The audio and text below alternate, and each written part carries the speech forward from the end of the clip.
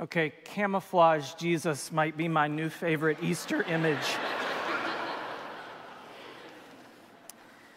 Listen to this. But on the first day of the week, at early dawn, they came to the tomb, taking the spices that they had prepared. They found the stone rolled away from the tomb, but when they went in, they did not find the body. While they were perplexed about this, suddenly two men in dazzling clothes stood beside them. The women were terrified and bowed their faces to the ground. But the men said, "Why do you look for the living among the dead? He is not here, but has risen.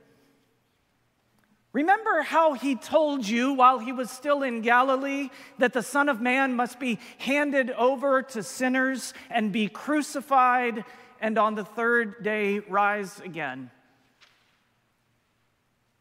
Then they remembered his words.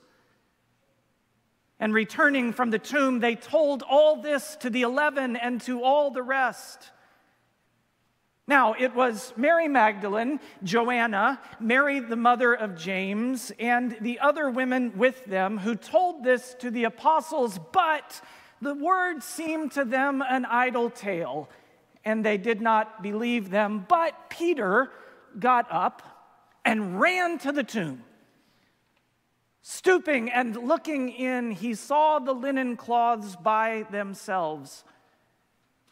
Then he went home, amazed at what had happened. This is the word of the Lord. You remember what happened. Just last week, Jesus was welcomed into Jerusalem as a king and a prophet. But by Friday, everything had changed.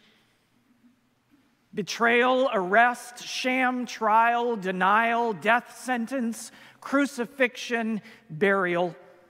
More than the heart could bear, more than the mind could take in. And so before dawn, finding strength in numbers, a group of women gather at the tomb of their friend. They lean into the comfort of ritual. Anointing the bodies of the dead was tradition. And it might take their hearts and minds off the horror of the last 3 days. The tomb was the most predictable place. After all, dead bodies remain dead. Amid cascading grief, the graveyard is a place of quiet security. The finality of death symbolizes stability. No more surprises after a week of thrilling ups and devastating downs. But the silence will not last. But the darkness gives way to light, but this tomb is no predictable place. The sun begins to rise. The boulder is rolled away. There is no lifeless body to anoint, but two men in dazzling clothes confront them with a message so astonishing it transforms their lives. The message is this: He is not here. Seems obvious enough, but has risen. Without those 3 words, it's just another sad story of a young visionary crushed by the violence of human evil and the insecurity of the powerful. Without those 3 words, it barely merits a headline. Without those 3 words, nothing else matters. Had those words not been spoken, I would have nothing to offer you this morning or any Sunday morning. But they were spoken. But they were heard. They changed everything. He is not here, but has risen.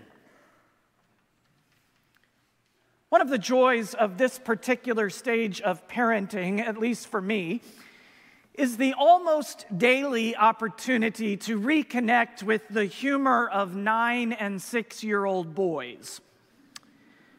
What qualifies as funny in our household is rapidly changing, and we have entered the era of what child development experts call potty humor. That is a technical term. I'll spare you all the details, but my guess is you don't need them. A resource provided by the pediatrician offers 9 things parents need to know, and the list begins with this: you probably started it. The truth is, I probably did. But the school bus certainly helped. I remember the day our dear son came home with this classic gem. Let's act it out. You be me. Guess what? Chicken butt. Uncontrollable laughter for 10 minutes. And that was just me. Maybe this emerging lens explains why I saw something new, something I had never seen before this year in Luke's Easter story. There are so many buts in this story. In fact, Luke begins with this astounding account of the resurrection morning with a conjunction, but on the first day of the week. It is a powerful tool in the hands of a gifted storyteller. The previous chapter ends in a tomb, ends in shock and grief, ends in silence and darkness, the finality of death. The story Luke has told absorbs every ounce of violence, hatred, and despair that the world can dish out, and then the story seems to end in a whimper. A quiet burial in a borrowed tomb. Time for the credits to roll, the sad music to play, not so fast. Luke opens a whole new chapter with a stunning shift, but on the first day of the week. But the story is not over, but death will not have the last word here. Oh, it may seem otherwise. It certainly did to the women who came to the tomb in the fog of grief and the pre-dawn darkness. They have no answer to give those shining strangers who meet them at the tomb. Why do you look for the living among the dead? But the truth is, these women weren't looking for the living at all. They had come in utter silence to anoint a dead body, not to hear a resurrection message. But something changes in that moment, something that changes everything. Luke says this: they remembered his words, and so they run to tell the others. They remembered his words, and so these women become the first preachers of the resurrection message. He is not here, but has risen. They remembered. How about you? This morning, on the first day of the week, you have gathered in this holy place. And like the women, you come with a mixed bundle of emotion. There is sadness. I know there is sadness in this sanctuary. Some of you are missing a loved one who sat next to you last Easter. There is the rawness of grief in this space. There are unreleased grudges. There is even raging anger. I know that there is desperation at the state of the world and uncertainty about its future. I know that there is more than a little cynicism about the place of faith in our lives. That for some of us, hope sounds like a foreign language, and joy as elusive as a castle in the clouds. I think it's fair to say that many of us approach Easter morning with more apathy than anticipation. We expect no dramatic change, just the comfort of predictability. Another year, same old thing. But what if today could be different? What if this is the moment when everything changes? He is not here, but has risen. This stubborn, defiant, relentless conjunction bears witness to another possibility on Easter Day. Oh, I know that fears are legion. I know that the darkness is thick. I know that the divisions run deep and that things rarely change. But the women went to the tomb. But you are here. First miracle of Easter, the one that makes everything else possible, is showing up. The women went to the tomb. Some glowing ember of faith, nearly extinguished, but not quite, drove them back to that place. Remember how he told you.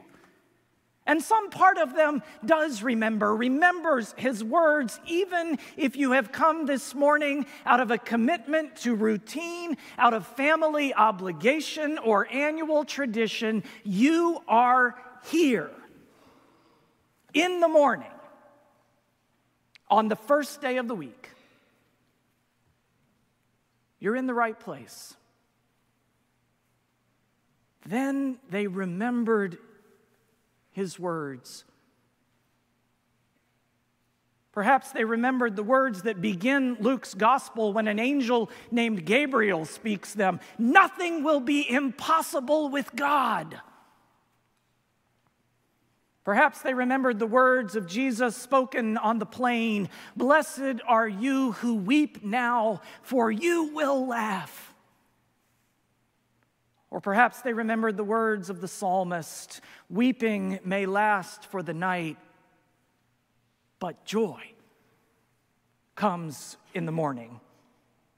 They had forgotten, but now they remember. They had given up, but now they have hope. They had come to share grief, but they go to share good news. He is not here, but has risen.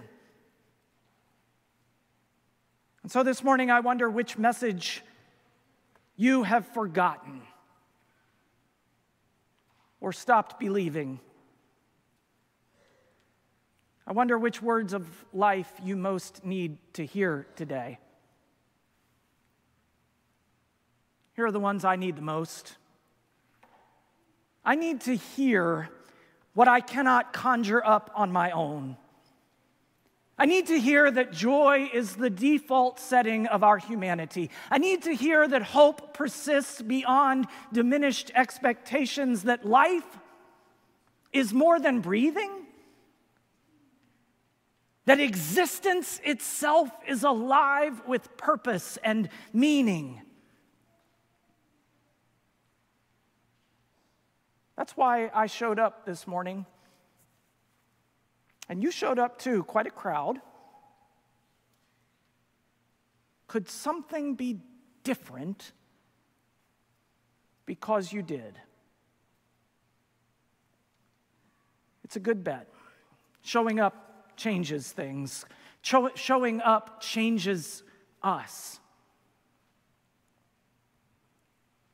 2 weeks ago tomorrow, as the city of Nashville and the community of Covenant Presbyterian Church and Academy were reeling from another unthinkable tragedy of gun violence and the latest example of human depravity in action, a crowd gathered in another sanctuary in Nashville.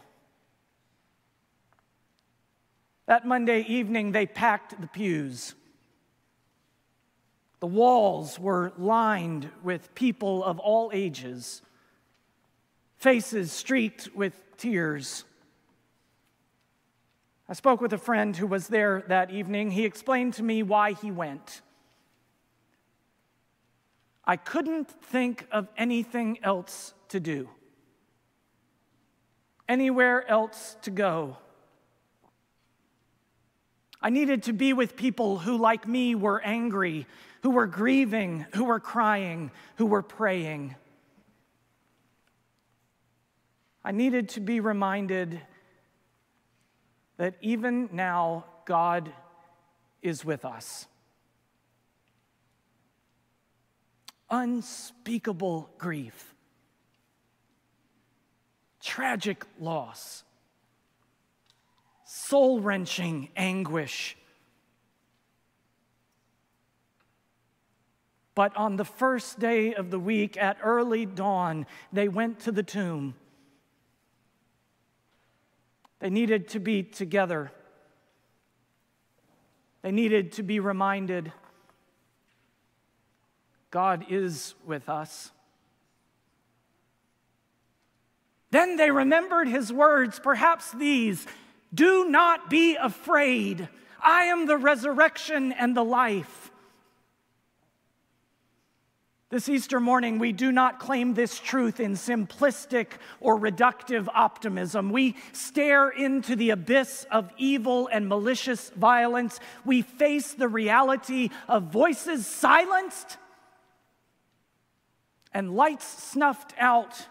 We condemn the cowardice of those who refuse to act. We lament the horror of nightmares that are not dreams. We name our fear and acknowledge the depth of pain we experience and cause every ounce of violence, hatred, and despair. We stack it all up.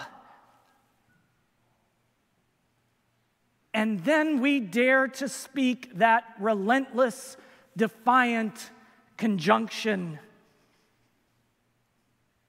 We dare to believe, as Karl Barth wrote, that the gospel is not a natural therefore, but a miraculous nevertheless. Nevertheless.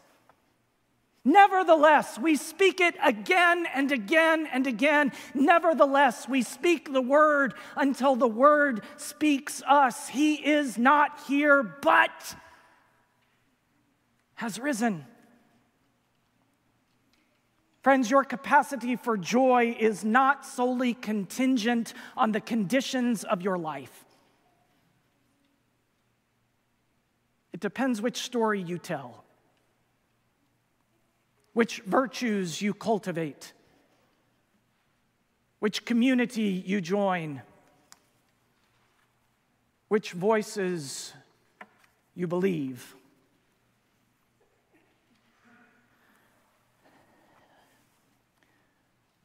The forces of evil are so powerful.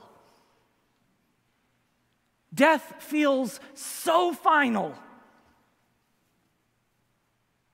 There is little reason left to hope.